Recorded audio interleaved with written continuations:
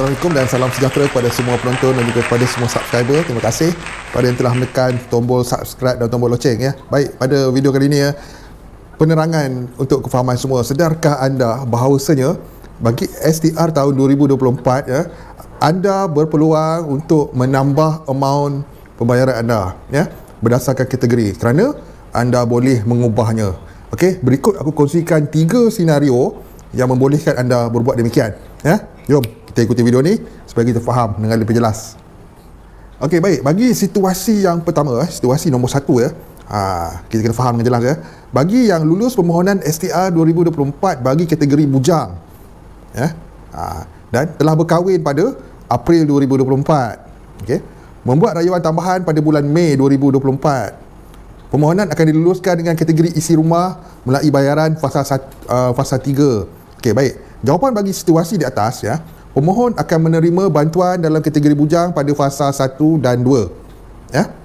Okey, setelah dikemas kini, pembayaran seterusnya akan dibuat mengikut kategori isi rumah tiada anak ya. Nampak tak?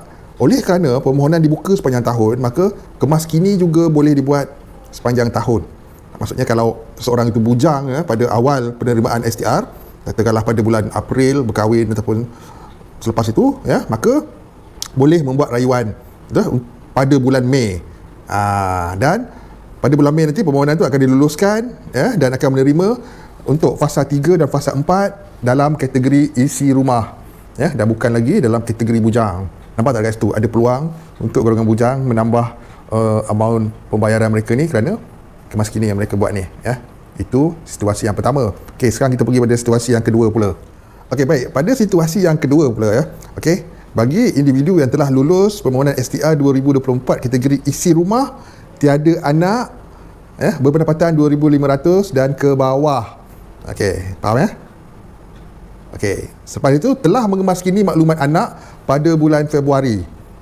Ya, maksudnya sekarang ni tak ada anak lagi, pada bulan Februari ada anak kan, mana dah tahu rezeki kan. Dan diluluskan dalam kategori isi rumah dengan tambahan anak. Okey, bagi situasi yang kedua ni, jawapan dia, pemohon akan menerima bantuan dalam kategori isi rumah tiada anak pada fasa 1 dan fasa seterusnya, iaitu fasa 2 sehingga fasa 4. Okey, penerima akan menerima bantuan mengikut kategori isi rumah 1 hingga 2 orang anak ya. Jadi bermaksud ya, apabila senario ini ya, bila seseorang pemohon itu ya diluluskan dalam kategori isi rumah tiada anak, lepas tu ada anak, mereka boleh membuat kemas kini ya pada tahun yang sama juga, pada tahun 2024 ya. Dan pada fasa 2 hingga fasa 4 mereka akan menerima bantuan dalam kategori yang lain pula, iaitu isi rumah yang mempunyai anak 1 hingga 2 orang anak. Jadi amount itu akan berubah ya, daripada amount isi rumah yang tak ada anak menjadi kepada kategori isi rumah yang mempunyai anak 1 hingga 2 orang ya. Itu pun senario yang kedua, penambahan amount tu boleh berlaku. Dan ada situasi yang ketiga. Situasi yang ketiga. Okey, baik, pada situasi yang ketiga ni ya, pemohon ini telah lulus permohonan STR 2024 kategori berkahwin berpendapatan 2,500. Walau bagaimanapun telah bercerai ataupun kematian pasangan pada bulan April, contoh ya, bulan April 2024, dan mengemas kini status berkahwin kepada ibu dan bapa tunggal IBT. Tiada maklumat anak pada Mei 2024 dan diluluskan dengan kategori bujang mulai. Okey, bagi situasi yang ini ya, bermaksud ya, orang tu dia berpendapatan 2,500 dan ke bawah, okey, telah bercerai ataupun kematian pasangan.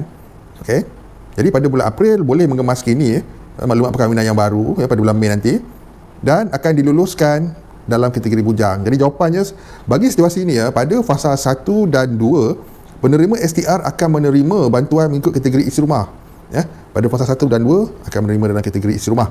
Okey, setelah dibuat kemas kini ya, pada fasa 3 dan 4 status akan berubah setelah membuat kemas kini kepada ibu bapa tunggal IBT tiada anak ataupun bujang, kerana maklumat yang dibahas kini pada bulan April diluluskan, dan pada bulan Mei iaitu setelah bayaran fasa yang kedua. Okey, bunyi macam berbelit-belit sikit, tapi aku nak jelaskan ya.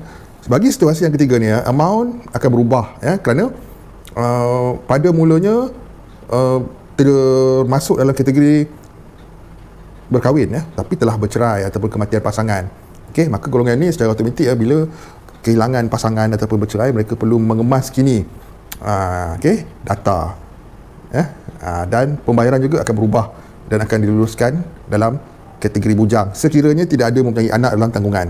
Namun sekiranya mempunyai anak dalam tanggungan yang berumur bawah 18 tahun, maka akan menerima dalam kategori isi rumah, ya. Itu dah.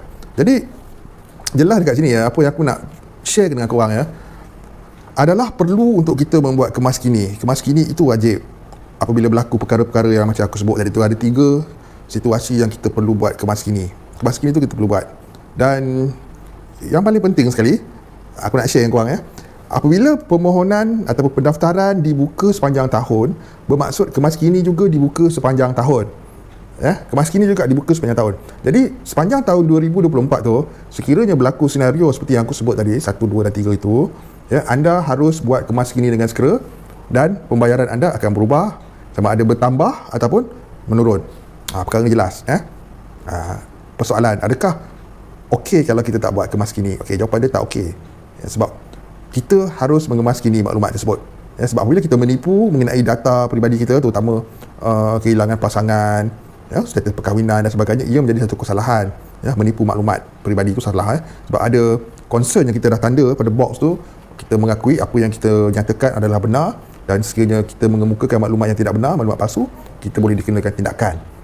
Ambil perhatian, ya, kita harus peka dalam isu ini. Jadi dalam isu ini jelas dan nyata kita harus buat kemas kini, dan melalui kemas kini itu akan berlaku sama ada penambahan, ya, bagi yang orang berkahwin dapat anak lah dan sebagainya, kan, golongan bujang beralih dan sebagainya, dan akan ada pengurangan juga sekiranya seorang tu bercerai ataupun kehilangan pasangan, tak ada tanggungan, maka akan termasuk dalam kategori bujang.